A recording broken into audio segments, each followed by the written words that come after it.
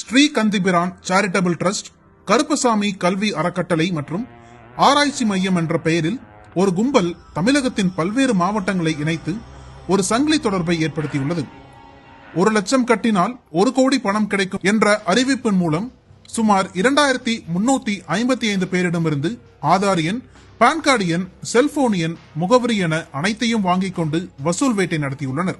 டபுளாக பணம் கிடைக்கும் என்பதால் பலரும் 10,000 முதல் பல லட்சங்கள் வரை பணம் போட்டு ஏமாந்து நிற்கின்றனர்.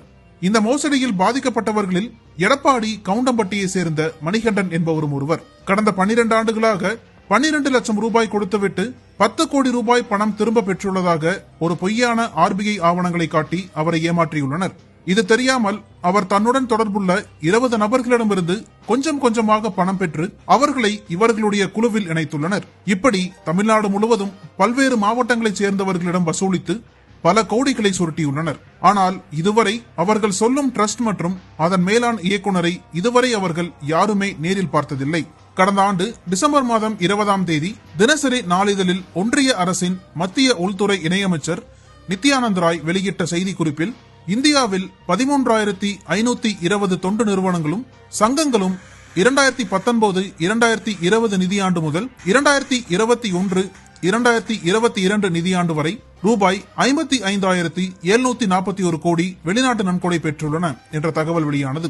இந்த தகவலை அடிப்படையாக கொண்டு அவர்கள் பணம் வசூல் செய்யும் வாட்ஸ்அப் குழுவில் பதிவிட்டு 55,000 கோடி பணமும் நமக்குத்தான் வருகிறது என கூறி அனைவரையும் நம்ப வைத்துள்ளனர். இதேபோல இந்த அறக்கட்டளை மற்றும் டீம் டெக் என்ற தனியார் நிறுவனத்தின் மேலாண் இயக்குநரான மனோகரன் கரூர் மாவட்டத்தை பூர்வீகமாக கொண்டவர். அலுவலகங்கள் எதுவும் இல்லாமல் ஸ்ரீ கந்திபிரான் சேரிட்டபிள் டிரஸ்ட் மற்றும் கருப்பசாமி கல்வி அறக்கட்டளை மற்றும் ஆராய்ச்சி மையத்தை நடத்துவதாக காட்டி வருகிறார். அதன் மூலம் உலக வங்கி, ரிசர்வ் வங்கி என மிகப்பெரிய வங்கிகளின் பெயரில் போலியான காசோலைகளை வழங்கி பலரை ஏமாற்றியதோடு கோடிக்கணக்கான பெரிய தொகையை பெற வேண்டுமென்றால் முன்பணம் செலுத்த வேண்டும் என கூறி பலரிடம் தொடர்ந்து மோசடியில் ஈடுபட்டு வருகின்றனர். அதேபோல் நட்சத்திர ஹோட்டலில் கூட்டங்களை நடத்தி அதன் மூலம் பணம் முதலீடு செய்தவர்களுக்கு அரசு முத்திரை தாள்களில் தங்களுடைய பணம் பல்வேறு காரணங்களுக்காக செலவிடப்படுகிறது என்பது குறித்து தகவலை அச்சிட்டு அதனை வழங்குவதற்கு கூட்டத்தை கூட்டி விருந்தளித்து அந்த ஆவணங்களை வழங்கியுள்ளனர். அதேபோல் ஏழைகளுக்கு வீடு கட்டி கொடுக்கவும் கல்வி உதவித்தொகை வழங்கப்படுவதாகவும் காட்டி வருகின்றனர்.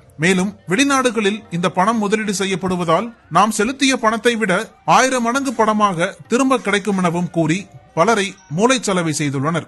இதனால் இது குறித்து பொருளாதார குற்றப்பிரிவு அதிகாரிகள் விசாரணை மேற்கொண்டு மோசடி பேர்வழிகள் மீது நடவடிக்கை எடுக்க வேண்டும் என்று கோரிக்கை எழுந்துள்ளது. இதனிடையே இந்த கும்பல் தொடர்பாக கரூர் மாவட்ட எஸ்பியான பெரோஸ்கான் அப்துல்லாவிடம் கேட்டபோது இந்த கும்பல்களை பிடிப்பதற்கு தனிப்படை அமைக்கப்பட்டுள்ளதாகவும் விரைவில் பிடித்து நடவடிக்கை எடுக்கப்படும் என்றும் தெரிவித்துள்ளார்.